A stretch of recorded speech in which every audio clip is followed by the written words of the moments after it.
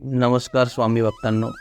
स्वामी माझे सोबती 1990 या यूट्यूब चॅनलवर तुमचं सर्वांचं स्वागत आहे. या चॅनलवर आज आपण एक नवीन व्हिडिओ बघणार आहोत, ज्यात टॉपिक असेल की स्वामी समर्थ महाराज खरंच भक्ताला आर्थिक प्रगती करून देऊ शकतात का, किंवा त्याचं कर्ज कमी करायला मदत करू शकतात का, किंवा एखाद्या भक्ताला आर्थिकदृष्ट्या भक्कम करू शकतात का. यासाठी स्वामी महाराजांनी दिलेले 5 अनुभव आपण बघणार आहोत. आणि शेवटचा अनुभव याच वर्षी 2023चा आहे. स्वामी भक्तांनो, व्हिडिओ कुठेही स्किप करू नका, संपूर्ण व्हिडिओ बघा. स्वामी भक्तांनो, आपल्याला प्रयत्न हे करावेच लागणार आहेत, कष्ट हे घ्यावेच लागणार आहेत, पण महाराजांचा आशीर्वाद जर पाठीशी असला तर हे सगळं सहज शक्य होईल. चला व्हिडिओला सुरुवात करूया. अनुभव क्रमांक 1. हा अनुभव स्वामी समर्थ महाराज मंगळवेढे गावात राहत होते तेव्हा एका भक्ताला आला होता. मंगळवेढे गावात बसप्पा तेली नावाचा एक गृहस्थ राहत होता. तो व्यवसाय करत होता, पण त्यातून त्याच्या कुटुंबाला पोटभर भाकरी मिळत नव्हती. दरिद्री दिन अशी त्याची अवस्था होती. एकदा सहज जंगलात फिरत असताना त्याने स्वामी महाराजांना पाहिलं. स्वामी महाराजांना पाहून त्याला नवल वाटलं. त्याने महाराजांचे दर्शन घेतले आणि तो म्हणाला, स्वामी कृपा कटाक्षाने माझ्याकडे पहा, असे म्हणून त्याने स्वामी चरणांना स्पर्श केला.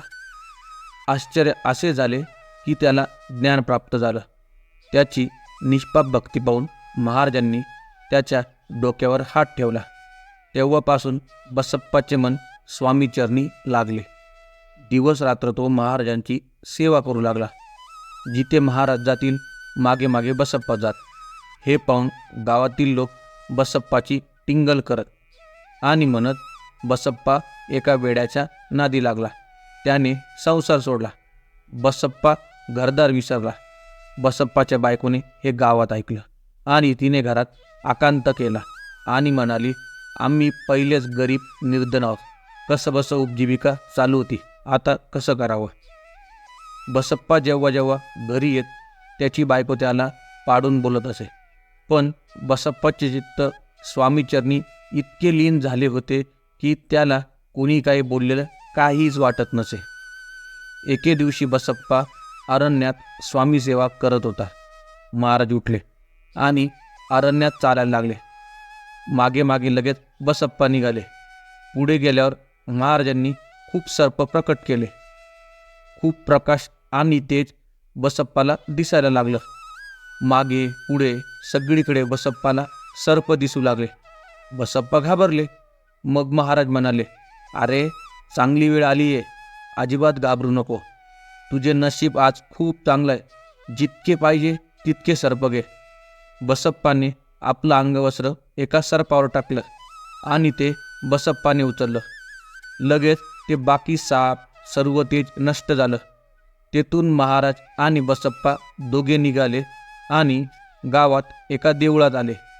तिथे बसप्पा त्या अंगवस्त्रामध्ये पाहतात तर सोन्याचा साप दिसतो. हे पाहून बसप्पा स्वामींच्या चरणी माथा ठेवतात आणि स्वामी म्हणतात, आता घरी जाऊन सुखाने संसार कर. अशा प्रकारे बसप्पाचे दारिद्र्य महाराजांनी दूर केले. अनुभव क्रमांक 2. मुंबई शहरामध्ये हरिभाऊ नावाचे एक गृहस्थ होते. तिथे ते एका नोकरीला होते. मुंबईमध्ये त्यांचे पंडित नावाचे एक मित्र होते, जे व्यापार करत होते. एकदा त्यांना व्यापारात मोठा तोटा झाला. अक्कलकोटच्या स्वामींबद्दल पंडितांनी खूप ऐकलं होतं. तेव्हा त्यांनी महाराजांना मनोमन नवस केला की मी जर 8 दिवसात कर्जमुक्त झालो तर महाराज मी तुमच्या दर्शनाला अक्कलकोटला येईल. 7 दिवस झाले, परंतु पंडितांना काही अनुभव येईना. 8व्या दिवशी चमत्कार असा झाला, हरिभाऊ आणि त्यांचे मित्र आपूचा व्यापार करत होते. त्यांना असं वाटलं भाव काही मिळणार नाही आणि आपलं खूप नुकसान होईल. त्यांनी त्यांचे मित्र पंडित यांना बोलावलं आणि सर्व शंका सांगितली आणि म्हणाले, हे नुकसान भरायला माझ्याकडे पैसे नाही आहे. माझ्यावर जर फिर्याद झाली तर आमच्या इज्जतीला बट्टा लागेल. तेव्हा पंडित बोलले, माझ्यावर पण कर्ज झालं आहे. पंडित बोलले, तुम्ही कर्जमुक्त होण्यासाठी मी पेढीवर लिहून देतो की मी तुमचा मालक आहे.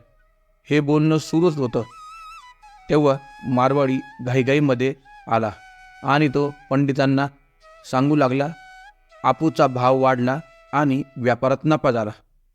हे ऐकून पंडितांना खूप आनंद झाला. पंडित हरिभाऊंना म्हणाले, अक्कलकोटी श्री स्वामी समर्थ महाराज वास करतात, त्यांची ही कृपा आहे.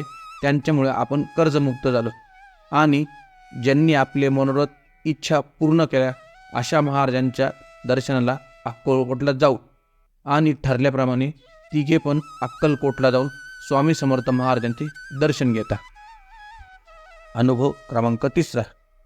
एक गृहस्थ अक्कलकोटला स्वामी समर्थ महाराजांचे दर्शन घ्यायला येतात.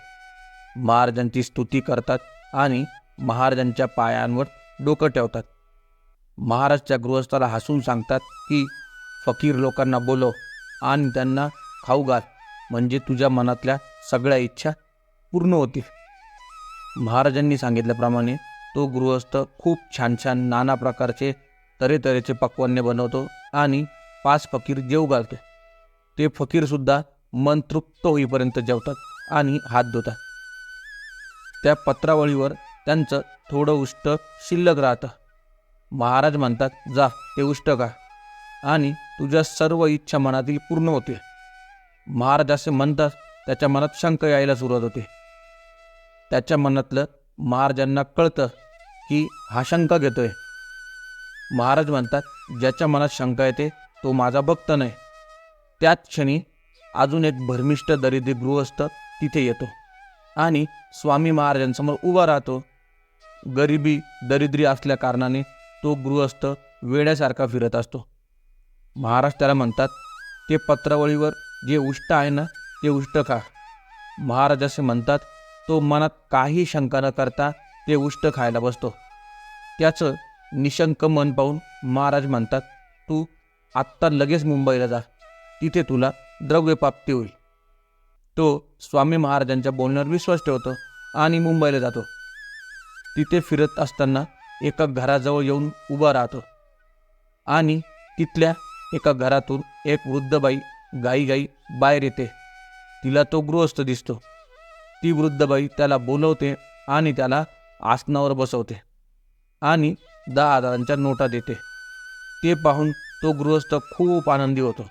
त्या बाईला आशीर्वाद देतो आणि म्हणतो, स्वामी समर्थ महाराज, तुमचे वचन सत्य झाले, आणि वारंवार महाराजांची स्तुती करतो आणि स्तोत्र गातो. अनुभव क्रमांक 4. जोशीबुवा गडगंज श्रीमंत होते. आपल्या श्रीमंतीचा त्यांना फार अभिमान होता. तात्या वैद्य नावाचा गृहस्थ त्यांच्या घरी घरगडी म्हणून राबत होता. कारण त्या वैद्यांनी जोशीबुवांकडून फार पैसे कर्ज म्हणून घेतले होते. जोशीबुवांचं कर्ज फेडून त्याला 2 वेळचं जेवणही महाग झालं होतं, तरी तो उदार वृत्तीचा होता. एकदा जोशीबुवा स्वामींना आपल्या घरी नैवेद्य ग्रहण करायला या असं आमंत्रण देतात. स्वामी त्याला म्हणतात, पैशाची श्रीमंती आहे पण मनाची नाही. जा, आधी मनाची श्रीमंती घेऊन ये. जोशीबुवा परतताना सुंदराबाई त्यांना अडवतात आणि म्हणतात, तुमच्या घरी मी स्वामींना आणील, पण त्याच्या बदल्यात मला सोन्याच्या मोहरा पाहिजे. सुंदराबाई स्वामींना जोशीबुवांकडे चला अशी विनंती करते. स्वामींना सुंदराबाईची कृती माहीत असते तरीही ते होकार देतात. तात्याला जेव्हा हे कळतं तेव्हा तो जोशीबुवांना आपल्यालाही स्वामींना घरी बोलवायची इच्छा आहे असे सांगतो. त्यासाठी तो काही पैसे मागतो. जोशीबुवा खूप चिडतात आणि म्हणतात, अरे, स्वतःच्या खायचे ठिकाणी नाही आणि स्वामींना बोलवणार. जोशीबुवांनी पैसे दिले नाही म्हणून तात्या निराश होतो. दुसऱ्या दिवशी स्वामी जोशीबुवांकडे येतात. जोशीबुवा स्वामींना नेसायला अत्यंत महागडं पितांबर देतात आणि यथासांग आदरातिथ्य करतात. त्यांच्या मनात एक प्रश्न येतो की स्वामी महाराज जाताना आपलं महागडं पितांबर तर नाही ना घेऊन जाणार. हे स्वामींना कळतं. तितक्यात स्वामी क्रोधित होतात आणि ते पितांबर काढून जोशांच्या तोंडावर फेकतात आणि नैवेद्य ग्रहण न करता परततात. जोशीबुवा क्षमा मागायला येतात. स्वामी म्हणतात, अरे ऐश्वर्यात लोळून तुझं मन मलिन झालं आहे.